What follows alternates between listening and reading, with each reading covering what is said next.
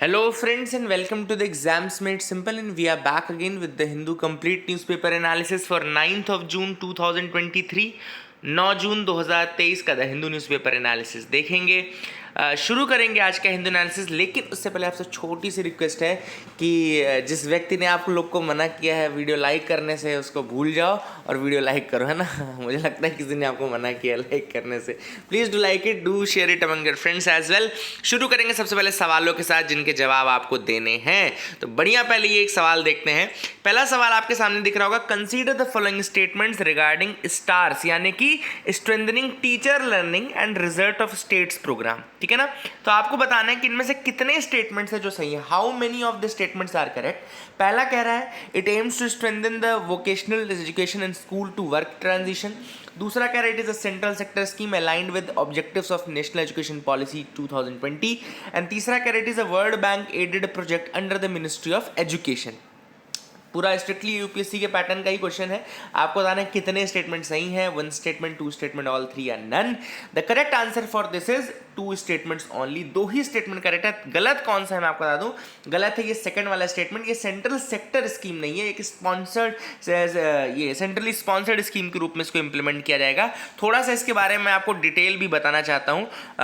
इसके याद रखिएगा कि इसमें जो एड मिल रही है वो वर्ल्ड बैंक से मिल रही है और 6 स्टेट्स हैं, 6 states have been selected for the starting of this, है ना। 6 स्टेट्स को सेलेक्ट किया गया था स्टार्स प्रोग्राम के लिए। तो एक छोटा सा काम आपके लिए और देता हूं मैं, एक बार गूगल करके मुझे बताना कि 6 स्टेट्स कौन से हैं। डायरेक्टली याद हो तो बहुत अच्छी बात है, लेकिन अगर नहीं याद है तो गूगल करके बताइए कौन से 6 स्टेट्स हैं जिनको इंक्लूड किया गया है। ठीक है। अब दूसरा सवाल देखिए, under the recent RBI framework for green deposits, under the recent RBI framework for green deposits, how many of the following sectors are eligible for green deposits. इनमें से जो नीचे दिए गए सेक्टर्स हैं उनमें से कितने सेक्टर्स हैं जो कि ग्रीन डिपॉजिट्स के लिए एलिजिबल हैं।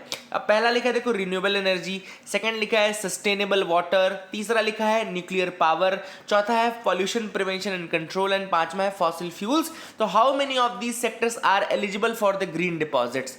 ठीक है। तो ऑप्शंस आपके सामने 1 sector only, 2 sector only, 3 sector only या ऑल 5 सेक्टर्स। आपको बताना है कितने सेक्टर्स एलिजिबल हैं फॉर द ग्रीन डिपॉजिट। अब आप इसको देखिए, अगर इसको कॉमन सेंस से अटेम्प्ट करेंगे तो भी आप कर पाएंगे इस क्वेश्चन को। बहुत आपको बिल्कुल नहीं आता तो भी कर लेंगे।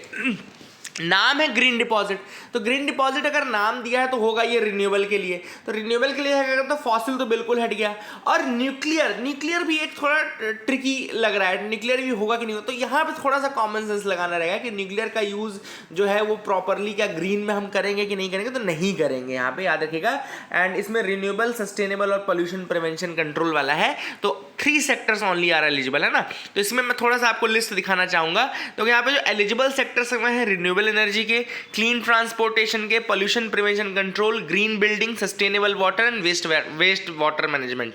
एंड जो सेक्टर्स नॉट एलिजिबल हैं ग्रीन डिपॉजिट के लिए वो है fossil fuels, nuclear power, tobacco, है ना। All these things are there. I hope you got clarity regarding this question. अच्छा क्वेश्चन था। तीसरा सवाल है operation Karuna was recently seen in news। ये किससे रिलेटेड है ऑपरेशन करुणा। ये आपके सामने 4 स्टेटमेंट्स हैं, आप पढ़ लीजिए। पहला लिख रहा है साइबर इनेबल्ड क्राइम्स को स्टॉप करने के लिए, दूसरा कह रहा है इंडियन मिशन है टू असिस्ट म्यांमार, तीसरा है to suppress the Kuki and Meitei tribes from violence in Manipur, and चौथा है to combat the proliferating illegal trade of live turtles and tortoises. तो ऑपरेशन करुणा किससे रिलेटेड है। देखो ऑपरेशन करुणा रिलेटेड है सेकंड वाले से, यानी कि Indian mission to assist Myanmar which has been devastated by cyclone Mocha, है ना। तो ये मोका जो भी साइक्लोन आप बोलना चाहे इसको, इसने डिवास्टेट किया था म्यांमार को, तो वहां पे असिस्ट करने के लिए इंडियन मिशन है। तो आई होप आपको तीनों क्वेश्चन में मजा आया होगा, आपने कुछ नया सीखा होगा। आपको कैसे लगते हैं सवाल, इसका भी एक बार रिव्यू अगर आप देना चाहे तो कमेंट सेक्शन में आप जरूर दे सकते हैं। ठीक है। अब हम मूव करते हैं न्यूज एनालिसिस में, जो कि फ्रंट पेज की कुछ इंपॉर्टेंट न्यूज है, पहले वो देख लेते हैं। पहला है RBI holds the rates was to keep price stability. अब आरबीआई का सबसे बड़ा रोल जो रहता है वो क्या रहता है, आरबीआई का सबसे बड़ा रोल है in order to maintain the price. ठीक है ना। सबसे बड़ा उसका रोल क्या है कि प्राइस स्टेबिलिटी मेंटेन रखना। जो इन्फ्लेशन है उसको एक लिमिट में रखना एक रेंज में रखना। आप सबको पता होना चाहिए कि जो इन्फ्लेशन टारगेटिंग है वो सेंट्रल गवर्नमेंट करती है, सेंट्रल गवर्नमेंट टारगेट बनाती है और फिर आरबीआई उसके माध्यम से उस टारगेट को अचीव करने की कोशिश करती है, ठीक है ना। और ये टारगेट जो है लगभग हर 5 साल में ये सेट किया जाता है कि क्या इन्फ्लेशन का टारगेट होगा। Every 5 years this target is being kept. अभी जो प्रेजेंटली चल रहा है वो चल रहा है 4 ± 2%, यानी कि मैक्सिमम 6% का इन्फ्लेशन है, हो सकता है। अब आप सबको पता है कोविड के बाद इन्फ्लेशन बहुत ज़्यादा अचानक से बढ़ा था, सप्लाई चेन लिंकेजेस टूटी यूक्रेन के वॉर के बाद, और ये सब चीज़ों ने काफ़ी ज़्यादा प्राइस को इन्फ्लेट किया था। आरबीआई ने भी लास्ट ईयर 2022 के मई से फिर अपनी पॉलिसीज जो है वो इस तरफ से मोड़ी कि उनको प्राइस कंट्रोल की तरफ जाना है ना। अब देखो 2 तरीके की पॉलिसी कर सकता है आरबीआई। एक तो पॉलिसी होती है जो कि इन्फ्लेशन को कंट्रोल करना यानी प्राइसेस को गिराने वाली पॉलिसी होती है, वो पॉलिसी कहलाती है टाइट मनी पॉलिसी।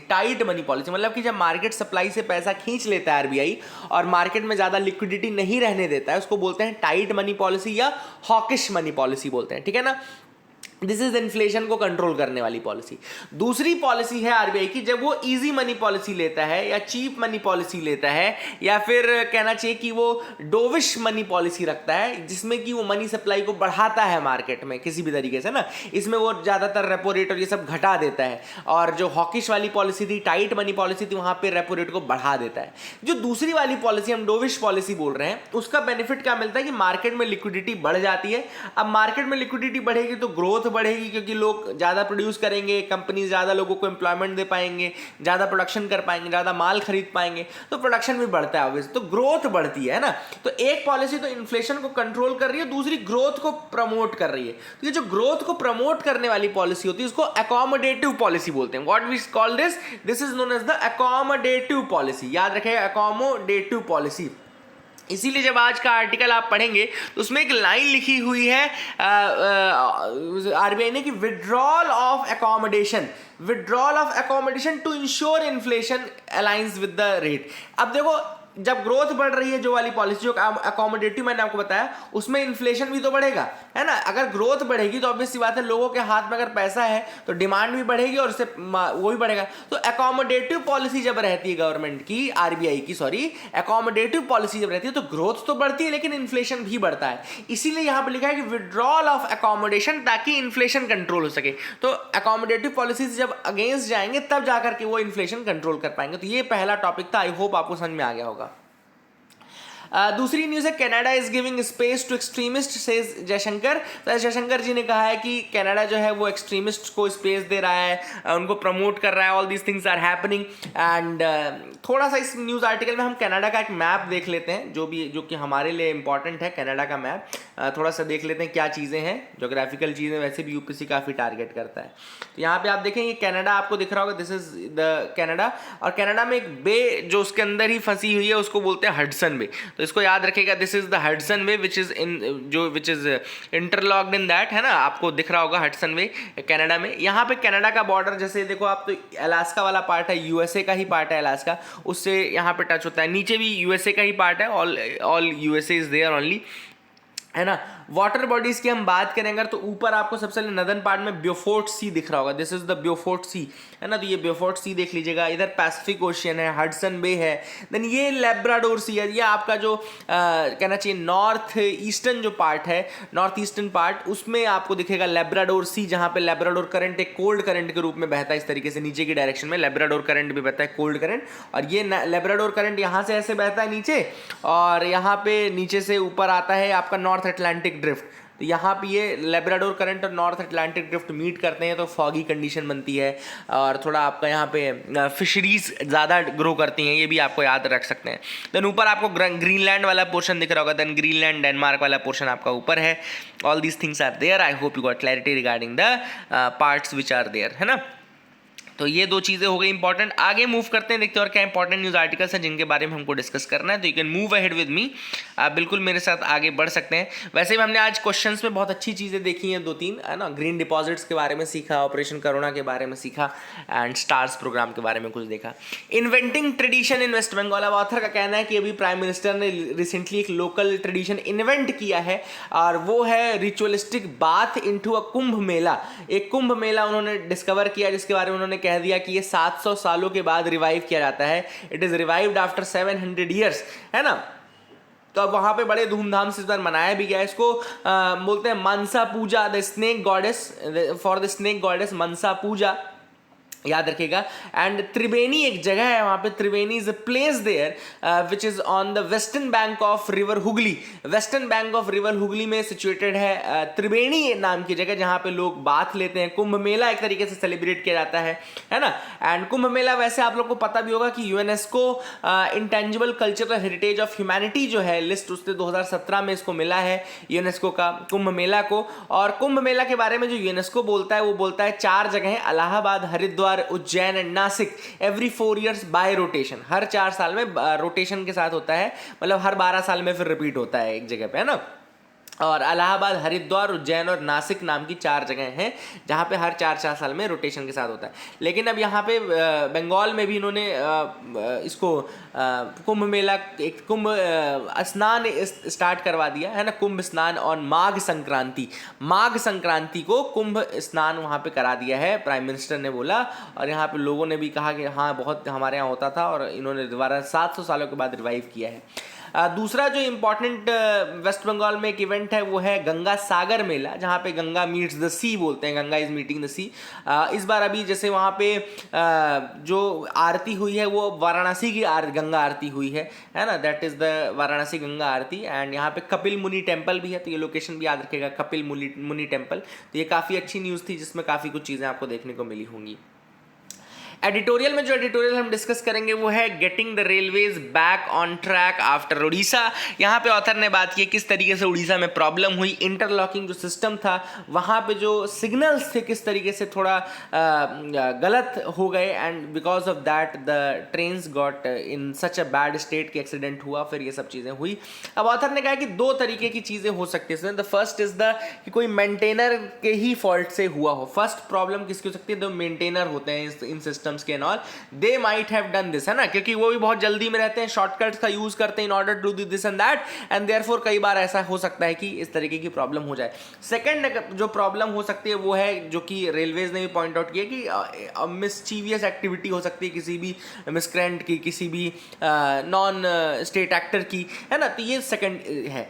तो ऑथर ने कहा कि दोनों के लिए जांच जो है वो प्रॉपरली चल रही है, लेकिन जांच जब तक चलेगी तब तक हम क्या क्या चीज़ें कर सकते हैं। तो ऑथर ने देखो सबसे पहला जो इसमें सॉल्यूशंस देख लो, मेन वही है, पूरा आर्टिकल मैं आपको पढ़ के बताऊं वो उससे मैटर नहीं है। पहला जो ऑथर ने कहा है वो ये है कि हाँ पनिशमेंट मिलनी चाहिए जिसने भी इस तरीके की गलती की है, जो भी है वो आप पता करो। लेकिन जब तक नहीं पता चलता तब तक आप क्या कर सकते हो कि जो आपका इंटरलॉकिंग सिस्टम है, हालांकि वो ऑलरेडी बहुत सेफ था, लेकिन फिर भी इस तरीके की घटनाएं दोबारा ना हो तो डबल लॉकिंग और इस तरीके के प्रावधान आप कर सकते हैं। तो ऑथर ने यहाँ पे पहला तो सजेशन दिया कि जो इंटरलॉकिंग सिस्टम है उसमें भी अब आप डबल लॉकिंग, ट्रिपल लॉकिंग अगर करना चाहें, डबल लॉकिंग करना चाहें तो वो कर सकते हैं।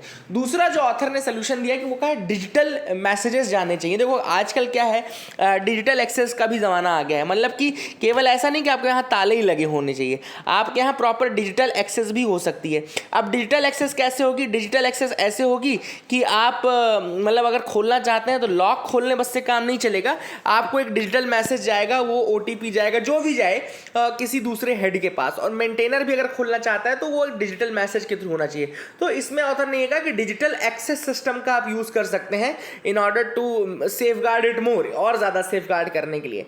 देन उन्होंने तीसरा सोल्यूशन दिया है कि भैया आप प्रॉपर जो सिग्नलिंग सिस्टम है, आपका प्रॉपर जो सिग्नलिंग सिस्टम है, जो ग्रीन सिग्नल रेड सिग्नल होते हैं, उसको और प्रॉपर करने की ज़रूरत है। तो ऑथर ने वही कहा कि मॉडर्नाइजेशन आप कर रहे हैं सिस्टम का, तो सिग्नलिंग सिस्टम का भी मॉडर्नाइजेशन करिए, ट्रैक्स की थोड़ा इंटीग्रिटी को और एक बार चेक करने का मौका है आपके पास, क्योंकि एक्सीडेंट ने ऐसा मौका दिया आपको कि आप देख सकते हैं।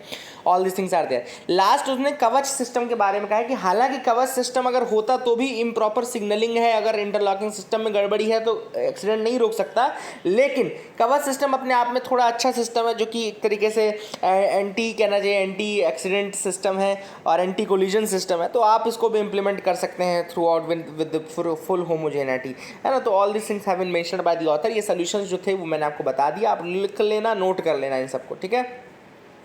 आगे देखते हैं और क्या इंपॉर्टेंट है, cyclonic effect on the Indian monsoon. अब यहाँ पे ऑथर ने बोला कि किस तरीके से जो ग्लोबल वार्मिंग है, ये देखिए बस सिंपल आपको समझना है, सिंपल शब्दों में समझिए कि जो ग्लोबल वार्मिंग है उस कारण से क्या हो रहा है, टेम्परेचर इंक्रीज हो रहा है ओशियंस का, है ना।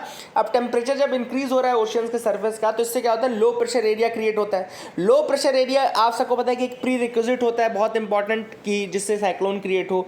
तो अब जो है साइक्लोनिक डिस्टर्बेंसेस न केवल बे ऑफ बंगाल, जो बे ऑफ बंगाल में तो ऐसे ही बहुत सारे साइक्लोनिक सिस्टम क्रिएट होते हैं, बे ऑफ बंगाल के साथ साथ ये अरेबियन सी में बहुत ज़्यादा भी क्रिएट हो रहे हैं, है ना। तो all this things are being created there.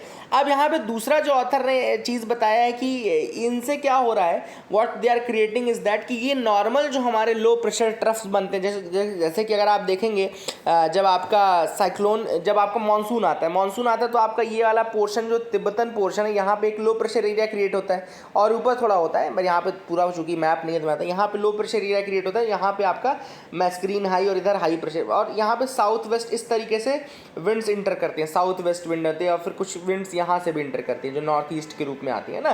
तो अब ये जो ये अगर मान लो कोई साइक्लोनिक सिस्टम यहाँ पे क्रिएट हो गया, यानी कि जो अरेबियन सी वाला रीजन है वहाँ क्रिएट हो गया, तो वो उसकी डायरेक्शन कई बार क्या होती है कि अगेंस्ट चली आती है, जैसे इस तरीके से डायरेक्शन जा रही है। अब वो एक साइक्लोनिक सिस्टम है, और अगर वो सपोज करो बह रहा है टुवर्ड्स योर साउथ वेस्ट, अगर वो साउथ वेस्ट की तरफ बहेगा तो क्या होगा कि इधर से जो साउथ वेस्ट से आने वाली जो हवा है, जो मॉनसूनल विंड्स हैं, उनको वो रोक देगा, उनको आने नहीं देगा।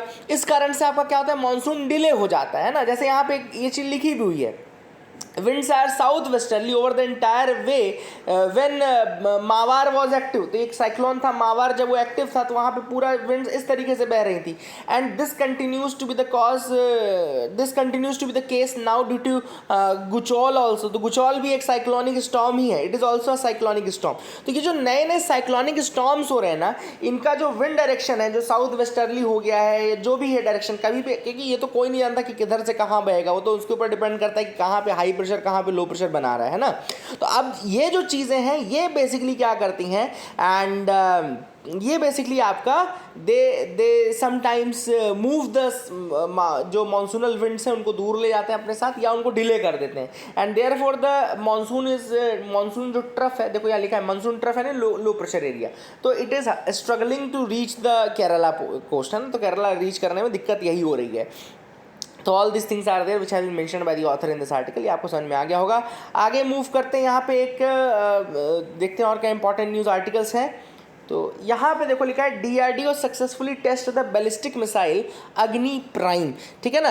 तो अग्नि प्राइम जो बैलिस्टिक मिसाइल है DRDO के द्वारा सक्सेसफुली टेस्ट किया गया है, defence research and development organisation, और ये APJ अब्दुल कलाम आइलैंड जो कि उड़ीसा में लोकेटेड है वहाँ से टेस्ट फायर किया गया है ना। अग्नि प्राइम के बारे में अगर मैं आपको बताऊँ, let me tell you the facts regarding Agni prime. तो अग्नि प्राइम जो है इसको अग्नि P भी कहा जाता है, एक nuclear capable new generation advance variant है अग्नि क्लास ऑफ मिसाइल्स की। बैलिस्टिक है ना। इस साल क्वेश्चन भी पूछा था जिसमें उल्टा कर दिया था कि ब्रह्मोस को बैलिस्टिक कर दिया था और अग्नि प्राइम को नॉर्मल बोल दिया था, है ना। तो उस तरीके से कुछ भी एक स्टेटमेंट आ सकता है जिसके लिए आप तैयार रहिए। तो अग्नि प्राइम जो है it is 2 stage canisterised missile with a maximum range of 2000 kilometre. तो अग्नि क्लास जो मिसाइल्स हैं 2 स्टेज कैनिस्टराइज्ड मिसाइल है with a maximum range of 2000 kilometre. Agni P nuclear capable है, न्यू जेन एडवांस्ड वेरिएंट है अग्नि क्लास का, ठीक है ना। I hope you got clarity regarding that as well. एक और न्यूज़ है, देखो national exit test to start from 2024 says the health ministry. अब हेल्थ मिनिस्ट्री का कहना है कि नेशनल एग्जिट टेस्ट जो है, जो कि लास्ट ईयर जो आपका मेडिकल का जो लास्ट ईयर रहेगा ना, final year of MBBS examination, और एक जो दूसरा एग्जाम होता था फिर इसके बाद national eligibility cum entrance test post graduate PG NEET PG जिसको बोलते हैं, तो उन दोनों को मर्ज करके बेसिकली ये रिप्लेस करके कहना चाहिए, रिप्लेस करके आपका नेक्स्ट होगा, यानी कि नेशनल एग्जिट टेस्ट होगा, जिससे कि आपका फिर पोस्ट ग्रेजुएट एडमिशन भी डिटरमाइन होगा। तो ये 2024 से स्टार्ट होगा, और ये चीज़ बेसिकली किसके अंदर आएगी, एम्स ये पेपर क्रिएट करेगा, AIIMS will be creating this paper. तो I hope you got clarity regarding that as well, आपको समझ में आ गया होगा। El Nino is arriving. तो एल नीनो आप सबको पता है कि एल नीनो ईयर है ये। एल नीनो का थोड़ा सा मैं आपको एक रिप्रेजेंटेशन दिखा देता हूँ। Let me show you. एक जो नॉर्मल ईयर होता है उसमें क्या होता है, let me tell you that. क्या होता है, यहाँ पे आपका गर्म पानी डिपॉजिट होता है, और जब विंड्स, ये जो आपकी ट्रेड विंड्स बहती हैं, तो ये अपने साथ ये गर्म पानी इधर ले जाती हैं। They took take the warm water there. अब ये जो वार्म वाटर है आपको दिख रहा होगा, ये पापा न्यू गिनी और ऑस्ट्रेलिया वाले के रीजन के ऊपर डेवलप हो गया है। अब जब यहाँ डेवलप होता है तो यहाँ पर लो प्रेशर एरिया डेवलप होता है, और यहाँ पे फिर इस कारण से फिर रेनफॉल होती है, ठीक है ना। तो जब नॉर्मल ईयर रहता है तो रेनफॉल होती है। अगर मान लो लानीना ईयर होता, तो लानीना ईयर में नॉर्मल ईयर जैसा ही होता है सब कुछ, बस ये जो विंड्स रहती हैं और ज़्यादा स्ट्रांग हो जाती हैं। जब ये और ज़्यादा स्ट्रांग हो जाती है ना, तो यहाँ पे और ज़्यादा डिपोजिशन होता है गर्म पानी का, और ज़्यादा स्ट्रांग डिपोजिशन होता है, और रेनफॉल और ज़्यादा बढ़ जाती है। जब एल नीनो ईयर आता है तो क्या होता है कि ये ट्रेड विंड्स वीक हो जाती हैं, और ये पानी गर्म इधर जाने की बजाय, पापा न्यू गिनी ऑस्ट्रेलिया वाले रीजन की तरफ जाने की बजाय, ये वापस पानी आता है और साउथ अमेरिका वाले रीजन में, इधर जहाँ चिली और पेरू का कोस्ट है, वहाँ पे जुड़ जाता है, और यहाँ पे फिर बारिश होना शुरू हो जाती है, और इधर वाले रीजन में सूखा मार जाता है। तो एल नीनो ईयर ये होता है, एल नीनो ईयर आपका ये होता है। तो I hope you got clarity regarding this El Nino लानीना year, and किस तरीके से वो काम करता है ये आपको समझ में आ गया होगा, ठीक है। आगे मूव करते हैं, देखते हैं और क्या इंपॉर्टेंट टॉपिक्स हैं। तो आप तो और नहीं है। So that is it for the day, friends. I hope you liked our video. Please do like, share, and subscribe. Keep loving us, keep sharing us. Thank you and have a nice day.